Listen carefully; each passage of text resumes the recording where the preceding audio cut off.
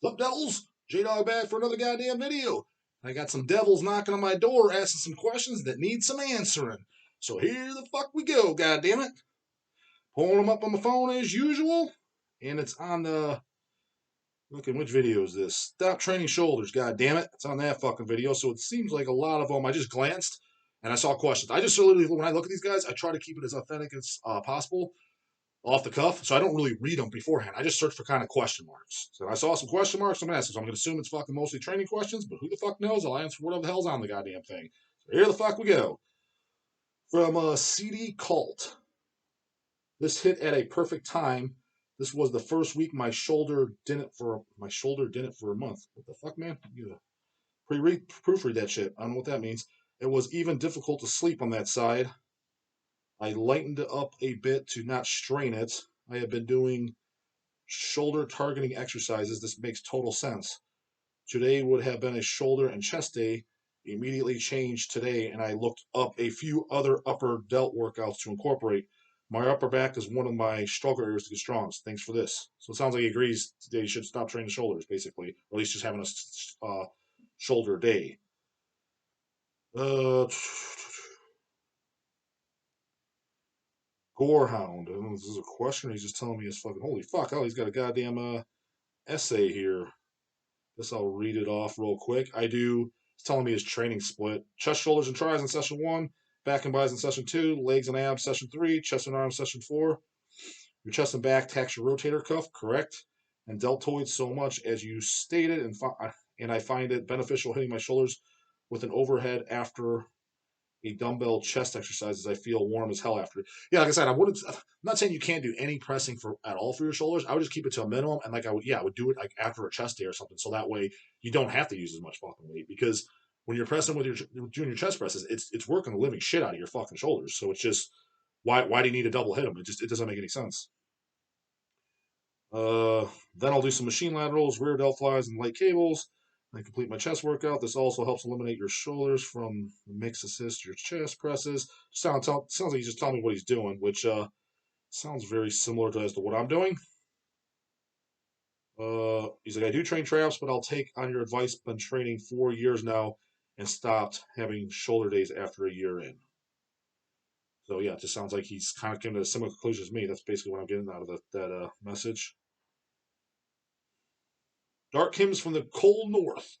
I wish I had you around when I was actually training hard years ago. I injured my left shoulder. That still hurts to this day because I was clearly overworking it. Yep. I mean, not all the time. I mean, it could have been maybe you were going too heavy. It could have been like maybe you did something that just you tweaked it, like it just had an injury. So just because you're doing training shoulders, and if you're training them smart, so it doesn't mean you're automatically gonna have an injury. It's increasing the risk, and if nothing else, as like I said, as you get older, your joints just gonna be worn down to the fucking bone more than likely. From Ozell Macklin. Thanks for the advice. How do you feel about working abs? Do you find any exercises more useful than others, or are these useless? Also, do you believe in cheat meals or days? Training abs? Yeah, I do my abs generally in the morning after cardio. Before or after cardio. I don't like to implement them on my training days. The reason I don't is because by the time I finish training, I don't fucking feel like doing them. Pre-training, I'm not a big fan because they already stabilize your muscles. So if you're gonna go train back or legs or something, I really don't want weak stabilizer muscles. They're gonna help fucking protect your low back. So it's like I don't really want to do it pre-work, weightlifting. And then like at the end, I'm just like, oh fuck, I don't feel like doing this shit. But abs, I mean, literally abs take me 8 to 10 minutes at most. I'll do 2 to 3 exercises. No, just 2 exercises, 2 to 3 sets each. That's it. Sometimes, usually 2 exercises. Usually something for lower abs and upper abs, even though technically they're contracting, which you're doing either is not like you're technically working only lower. But I'll do like some hanging leg raises, usually from one of those captain chairs. I like those. I can do a shitload of fucking reps of those with the pause at the fucking bottom because it's just your body weight.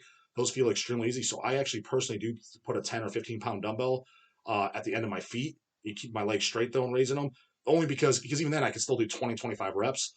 I don't like to add a lot of weight to ab exercises because I don't want to like thicken my waist, but I do them just because I'm like, I don't want to be sitting here doing 50, 60 reps. I'm fucking bored. So I'll do add some resistance just for that reason. Then we have a couple cool ab machines. Those are good that I like to do. And then I like the cable crunches when you're on a cable and you have the ropes to your head and like you kind of like crunch down. Your knees are on a fucking pad. I like those. I like body weight ones where you could do you're on your back and you're doing like kind of like those bicycles where you're taking this arm to that leg and this arm to that leg and you're bringing your legs in at the same time. Like those really get them make your abs burn like a motherfucker. And then leg raises to where like you're on your back, you laser raise and kind of kick up with your abdominal muscles and weight down up with your legs. I like those too as far as just body weight movements. What I like, basically, rule of thumb is whatever you're doing, make sure it burns like fucking crazy in your abdominal wall. If you're feeling your low back or something, you're just being taxed central nervous system wise, you're just out of breath because you're basically just moving weight with God knows what fucking muscle groups. Um, don't fucking do that. Do it where it should literally burn in your abdominal wall. If it don't, it means A, you're either doing the exercise wrong, or B, maybe that exercise doesn't agree with your body. So do that. And also too, if you're ever going to do any free, like I was saying, the bicycles or whatever, little tip here too, because I've known a ton of people did it. And I did it way back fucking 15 years ago when I first started training. If you're going to do any type of crunches or any body weight, do not ever grab behind your head like this. Little trick is like put your hands on the side of your head like this, or hold on to your ears. Why? Because whether you realize it or not, you will pull on your neck and you'll fuck your neck up. I know because I did it. And I know tons of other people that do. If you don't realize it, oh, I'm not pulling. Trust me, when it gets hard, you're going to be doing it without even fucking realizing it. You're not going to realize it because it's going to be so light, and you're going to be mostly feeling the pain in your abs. But you're pulling a little bit, and just you can do the slightest little pull, pulling on your neck in that position can fucking tweak something. So don't do that. Side of the head or the ears, because if you start pulling on your ears, you'll know if you're pulling on your fucking, especially the J-dawg with these big Dumbo ears, you'll feel it start to fucking hurt. So you won't end up doing it. Don't pull on your back of your fucking head. Fuck yourself up, guaranteed. From cardiac arrest, never thought of it this way. With shoulders, definitely guilty here. I was guilty of it for years too, man. From Tony Vorf Powell. You hit arms on their own day, or do buys after back and tries on chest? I just switched from an Arnold split to a push-pull to allow for more recovery. My arm strength is way down after doing the heavy compounds for chest and back, so it seems counterproductive. Would like to hear your 2 cents on arm training.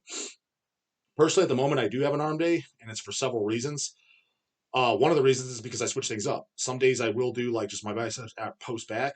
Some days triceps post chest shoulders, and then some days just switch to an arm.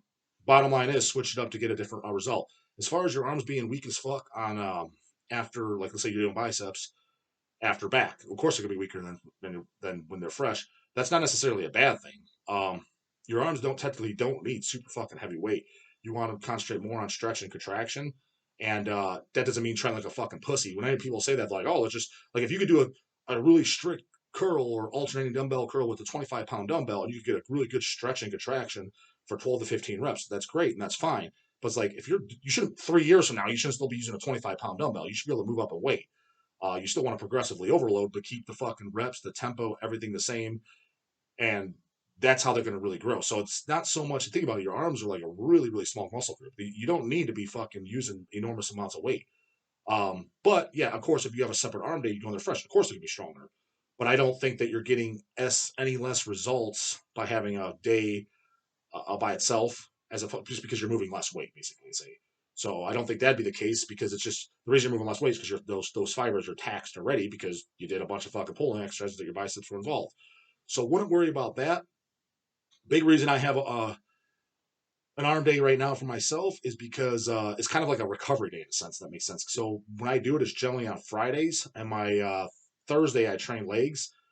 So it's kind of like an off day in a sense, because training arms, I mean, it's just a bunch of isolation exercises. The only compound exercise I do for arms at the moment, I just do closed grip bench presses, flat bench presses. I just thrown those in about 3 or 4 weeks ago now, and progressive overloading with them. The weights are going back up pretty quick because I literally haven't done those in 3 years, and so I put those back in at the very end of the workout, very end. Because if I closed grip bench at the fucking front end, then you can use a lot more weight, and I just think there's a lot more risk for tearing a chest or straining something, whatever. So I do it when I do. I have 3-4 exercises of each. Buys and tries done. Do those last.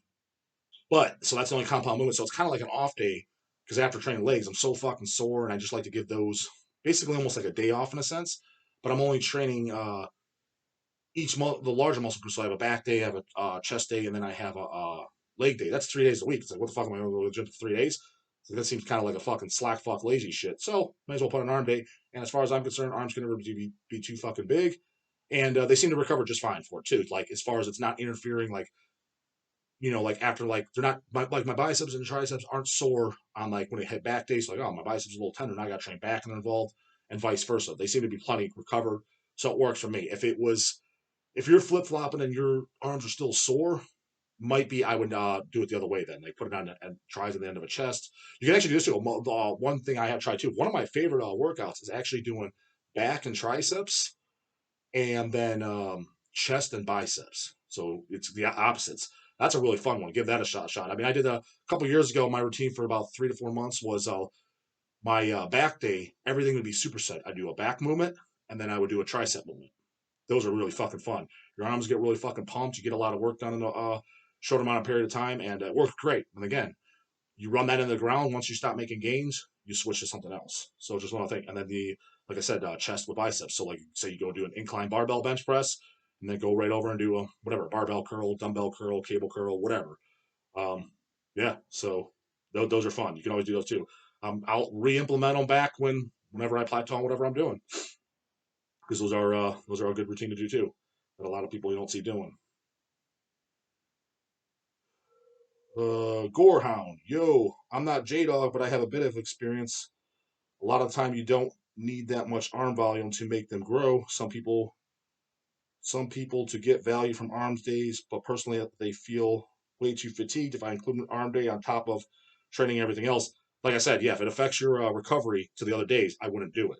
For me, it just seems like they recover just fine. Like it takes a hell of a lot for my arms to get sore. I can't even tell you the last time like my biceps and triceps, they just don't get sore. My chest always gets fucking sore. My legs every single time get sore. My back and my lats, those get all fucking sore. My arms, they just don't. I don't know. I don't know if it's a genetic thing or what the fuck it is, but they just don't get sore. My calves, those get sore. Like it's almost like everything else gets sore. My shoulders never get sore too. Other than my front delt, I've never had sore side delts and I never had sore rear delts. That's traps get sore, front delts, but yeah, arms. I've had my arms sore, bis and tries, but it takes like it's almost like I have to intentionally go in and fucking annihilate them. Like do my normal routine plus some, and at the very end do like a fucking 100 rep feeder sets for bis and a 100 rep feeder set for fucking tries. It's like I have to intentionally go, okay, the next day they're fucking sore. But outside that, they're just never are. Where the fuck did I leave off? Way too fatigued. I usually do 12. I do like 12 sets of triceps and 12 sets of biceps a week. Yeah, that's pretty much what I do. I think I do. And actually, it's not. That is what I do. I do 4 sets of bis and 4 sets of tries on Friday. That's it. Three. No, what do I do? 4 exercises, 3 sets each. So I do 12 sets of each.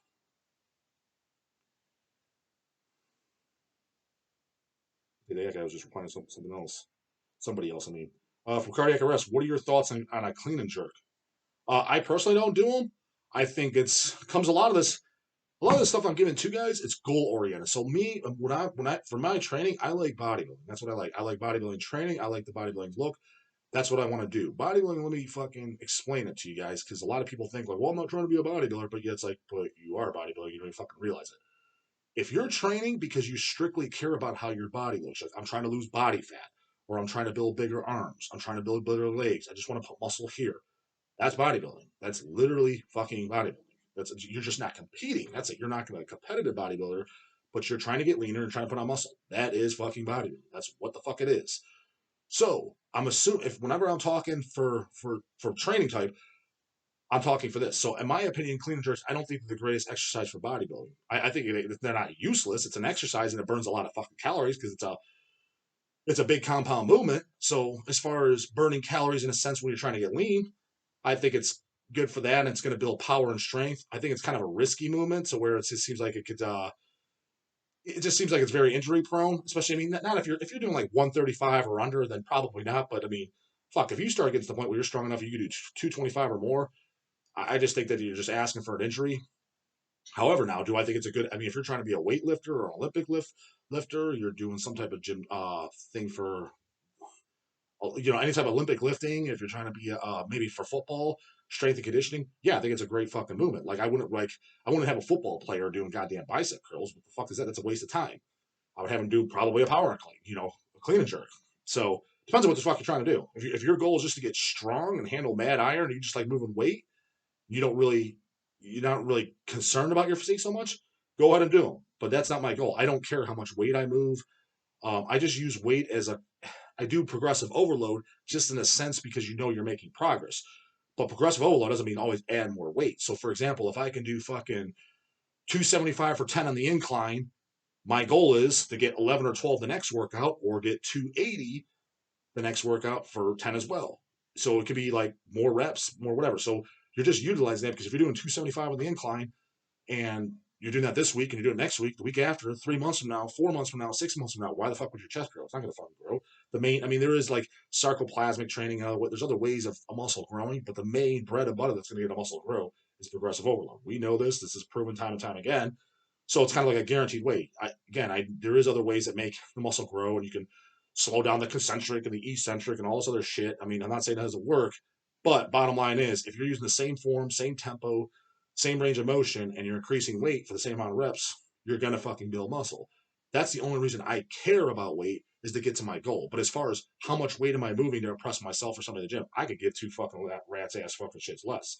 Not to say that that's dumb. If you're a powerlifter, again, you if you get an adrenaline rush from fucking clean and jerking 225, you could do that, and no one else in your gym could do that, and that makes you happy and makes you feel good for the day. All fucking means go ahead and do it. Just for me, that's just not my goals.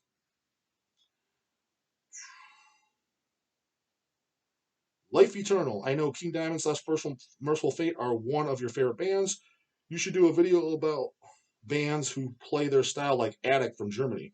They're really the only one I know. It's funny you say that. I love Attic. I just know the two full lengths. On Metal Archives, according to them, I think they have some EPs and demos that I never heard that to this day I would love to have and hear. The two full length albums, I absolutely love them. And like I've said that for years. I was like, this is literally the only band, especially vocally, that sounds like King Diamond. I cannot think of a single other one. People say the band's Portrait and Ghost sound like Merciful Fate, King Diamond. I'm like, where? I don't hear it. I was like, I don't think they do at all. So yeah, I agree. Addict's the only one. You guys know of other ones that sound like fucking King Diamond, Merciful Fate? Let me know. Because I don't know of anybody else. Henrik K just looks like he's making a comment. It's the last one. Front raises and bodybuilding is by far the biggest waste of time, aside from the unnecessary volume. People always go way too heavy on them, helping the shit out of the weights, looking like idiots. Yeah, pretty much agree. Yeah, waste of time is, like I said, that front delt. There's no reason to train that front delt. That's just, it's literally probably the most overworked fucking muscle of anything. Why the fuck do you need a separate exercise for it? And as far as idiots using weights that they can't handle, looking like jackasses. Yeah, you get that. Maybe you get that on everything. I mean, the guys that bust me up the most that do like half bench presses, like they not half. Like I don't mind if you're gonna do a half rep. I don't mind if you go all the way down to your chest and you only come halfway up. There's the theory of constant tension, even though scientifically they say it doesn't make a goddamn difference. But sometimes there's science can't explain everything. I mean, I have tried it, and it's actually harder, believe it or not, if you do it right. Not if you're moving at 2 inches, but if you're just going halfway before the lockout, but literally coming all the way down your chest. I could see a benefit to that. I personally do full range of motion, but I could at least see the theory. But when you're only coming halfway down, you're basically only working mainly your triceps and shit. Is like that shit busts me up the most. I'm like, dude, you're literally getting you're shooting yourself short of gains just to move more weight. You look like a fucking idiot. And probably even worse than that is the half squats. When I say half squats, I don't mean 90 degrees. That's like a step up for some of these guys. I see guys doing like knee bends, quarter bends. Those are the guys that look like fucking idiots. Like they'll have like 405 on there, and I'll be looking at them like, dude, there's no way this goddamn pencil neck could fucking squat 405. There's just no way. I could tell by looking at him. And he put it on, and then he moves it for 3 reps, 2 inches. I'm like, dude, what the fuck was that? I'm like, literally strip 3 of those plates off, do 135 pounds, ass the fucking calves, and give me 20 goddamn fucking reps.